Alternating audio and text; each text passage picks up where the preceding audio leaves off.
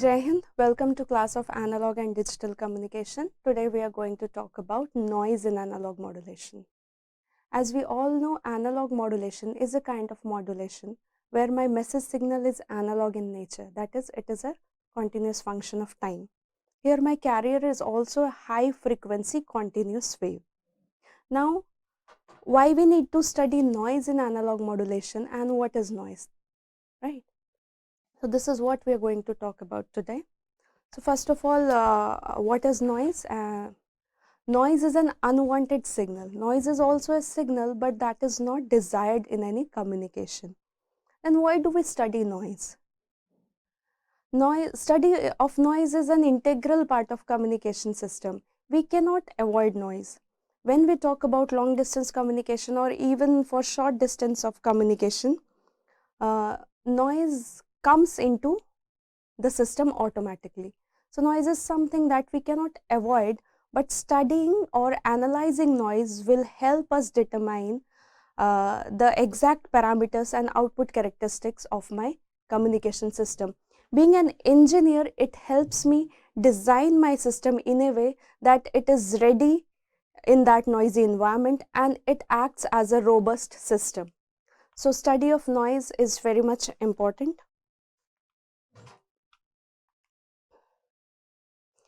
In any communication system, during the transmission of signal or while receiving the signal, some unwanted signals get introduced in the communication, making it unpleasant for the receiver and questioning the quality of the communication. Such a disturbance is called as noise. Now, secondly, where do we need to study noise?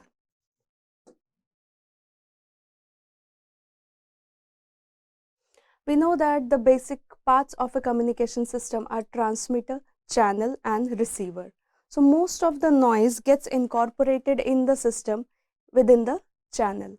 We do modulation usually for long distance communication, and when my transmitter and receiver are geographically separated, the message has to travel a long distance, and when it travels a long distance, the noise comes into existence in the channel.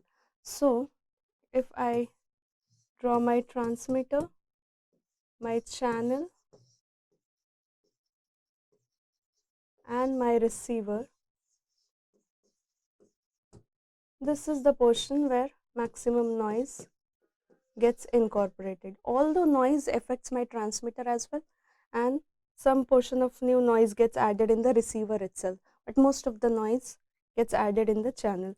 So when we want to study noise, we have to study the receiver part of a system, right? How much noise gets added up, we need to study it here, and how much noise reduction or filtering out technique has been used in receiver, that is studied at this point, right?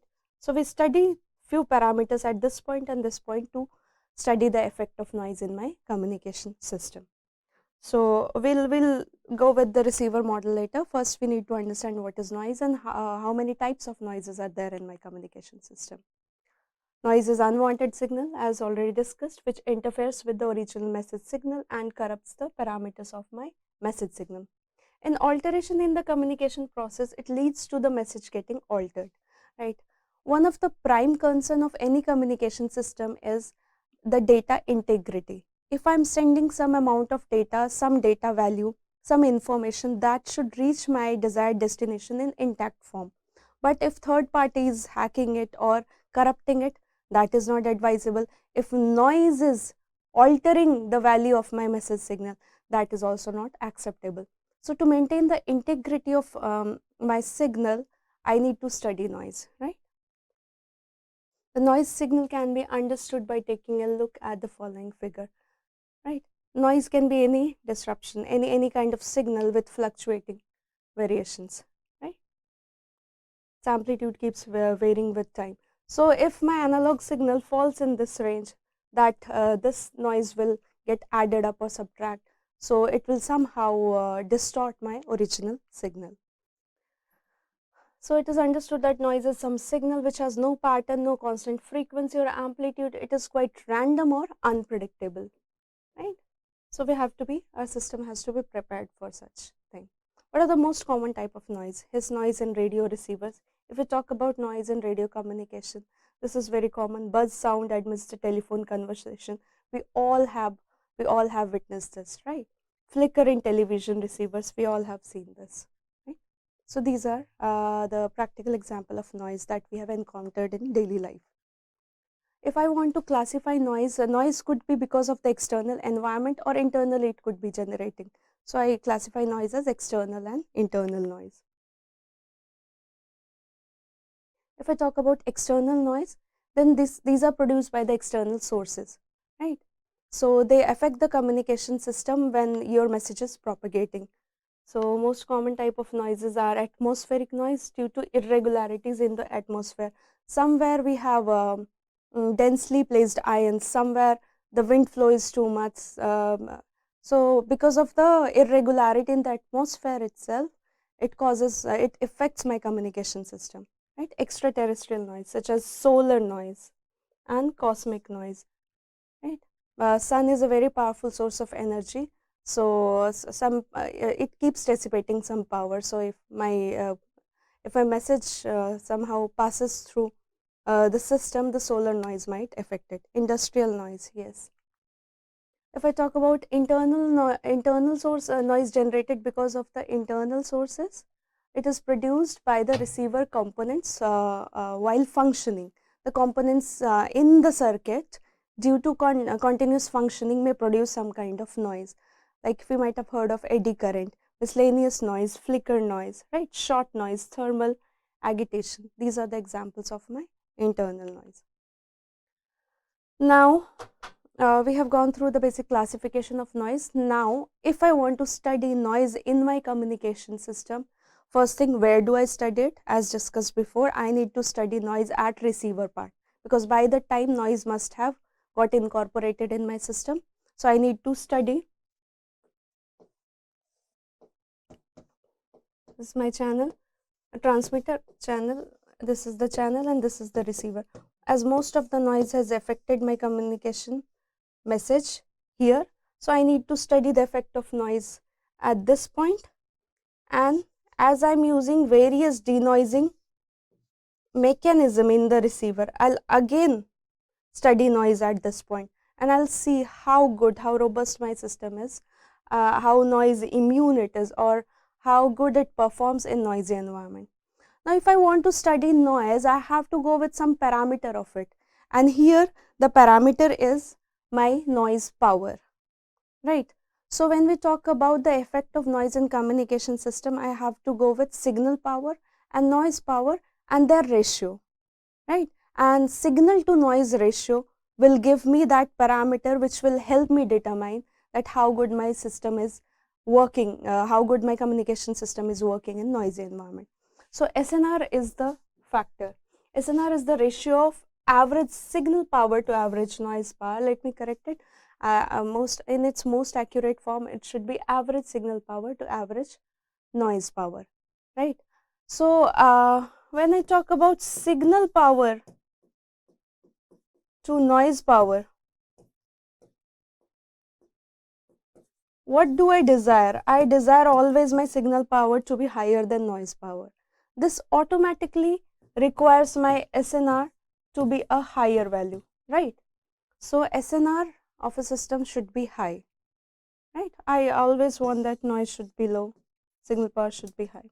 So SNR value, this ratio must always be a higher value, right? Higher than 1 or close to 1, right?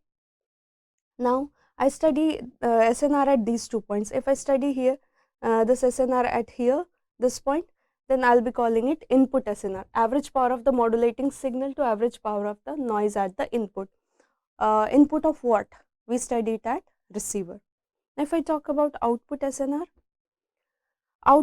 is the average power of demodulated signal by average power of the noise at the output. Receiver will perform demodulation, and while performing demodulation, how much denoising it has performed, that can be calculated by analyzing the value of SNR at receiver output, right? What is channel SNR? Average power of modulated signal by average power of noise in the message bandwidth.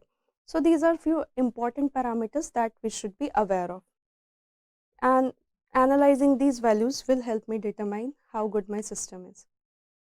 And apart from these two SNR, if I actually take the ratio of output SNR to input SNR, that will give me the figure of merit of the receiver, right? Figure of merit of the receiver is output SNR by channel SNR, and performance of a device can be determined by output SNR by input SNR. How? Let's see this picture again. See, noise has affected my communication system in the channel. I take the ratio of signal power and noise power here. This will be some value X, suppose, right? Then denoising has been applied here, various filters and various processes has been applied here, and the SNR I expect here must have gone little higher than this value. So here my X will be somewhat AX, and this A would be 1 or integer multiple of 1 or some value higher than 1. What I am expecting is this output SNR must be higher than input SNR, and if I take ratio of this output SNR to input SNR, this ratio is called figure of merit, and if this value is higher than 1, I consider my system is performing well in noisy environment and it has so much of denoising processes, right? So figure of merit is the actual parameter which decides how good my system is. Now consider the following receiver model for AM system. Now if I want to study the effect of noise in each receiver, let us take example of very basic AM demodulator or envelope detector, right? In case of AM demodulation, let's see how do I calculate SNR. So first of all, what do I consider? At receiver, before demodulation, I will definitely apply some bandpass filter.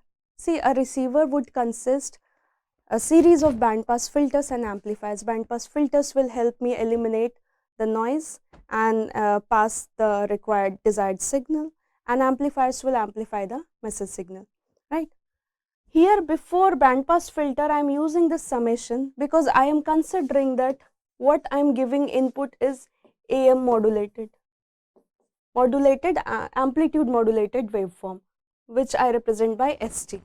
Right, modulated waveform will be demodulated, and by default I am considering there would be some part of noise that gets added up.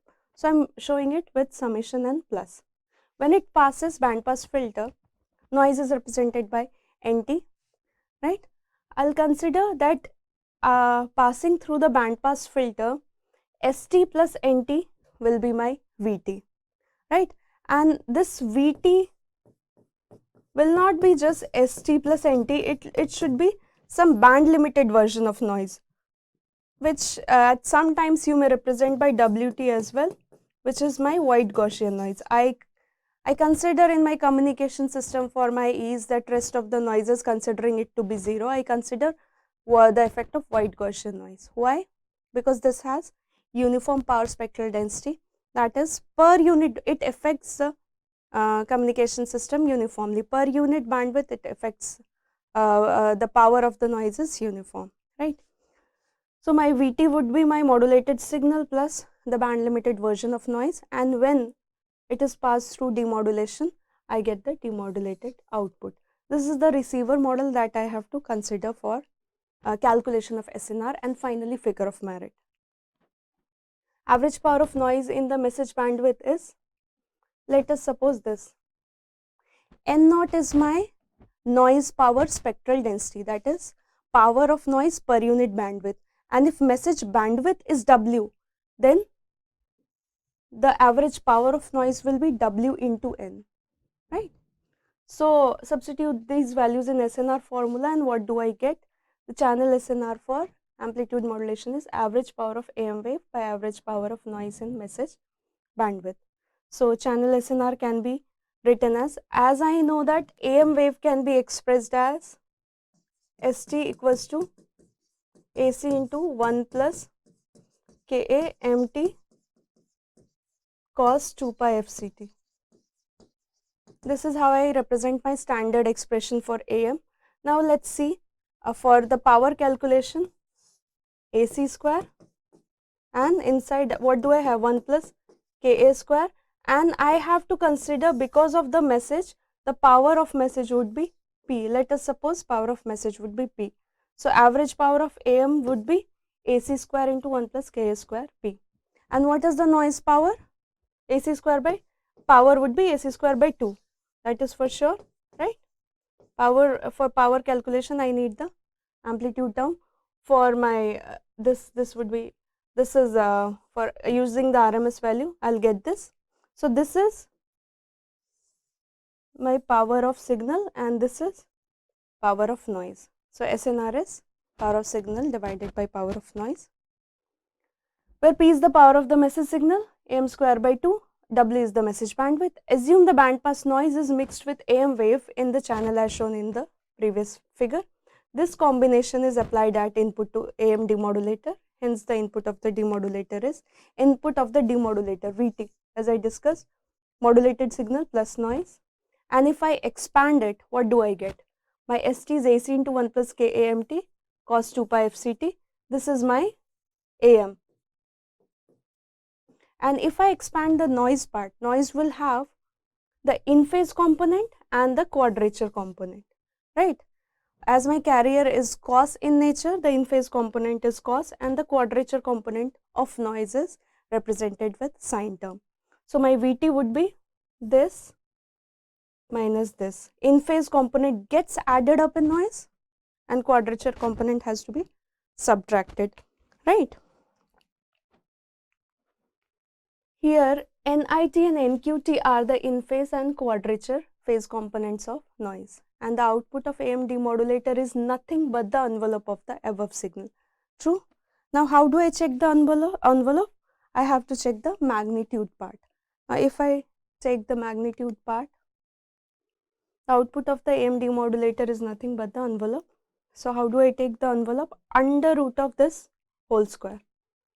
Under root of this will give me the magnitude. What was the expression? AC into KA MT NIT NQT NIT. So I am taking the magnitude part, ignoring the angle. So the magnitude is considered like this, under root of AC to AC KA MT plus NIT square plus NQT square. So approximation will give me AC KA MT and NIT. Why? I have to assume that the quadrature part isn't affecting, gets that will be rejected by the filters in the subsequent stages, and only the in-phase component is going to get added up with the message signal. See, I have a bandpass filter that allows the message signal after demodulation. If some portion of the noise gets added up, is in the frequency range of my message signal with the in-phase component, then that cannot be avoided. That will automatically come even after the demodulation. So that has to be considered after modulation. So one thing we calculated is SNR at channel, another thing we calculate is at output, and ratio of these two will give me figure of merit, right? Average power of demodulated signal. So after demodulation, what do I have? After demodulation, I have this portion, only the in-phase component and quadrature is rejected. So let's see. AC KAMT, what is the signal part here? AC KAMT and AC KAMT under root of 2 whole square. This is the RMS value of power we are taking. So this gives me AC square KA square P by 2. Why P? I consider power because of the message is considered to be capital P, right? Power because of the message is denoted by capital P. And so this is my average signal power at output of the receiver. What will be the average noise power at the output? I know my noise power spectral density is N0, and bandwidth of the message noise which is still present after demodulation is the portion of noise which is present in the message bandwidth, and message bandwidth is W. So the noise power is W into N0. So when I substitute this value, these values, I have signal power, I have noise power. So what will be output SNR? Using these, my output SNR will be average power of the demodulated signal to average power of the noise at output, which I just calculated AC square K square P by 2W N naught, right? So this ratio gives me output SNR. And what is figure of merit? My figure of merit is output SNR by channel SNR. So this is output SNR I have calculated, and this was the value of channel SNR. So let's take ratio of output SNR to channel SNR. That will give me figure of merit. So my output SNR is AC square Ka square P by 2W N naught, and this is my channel SNR.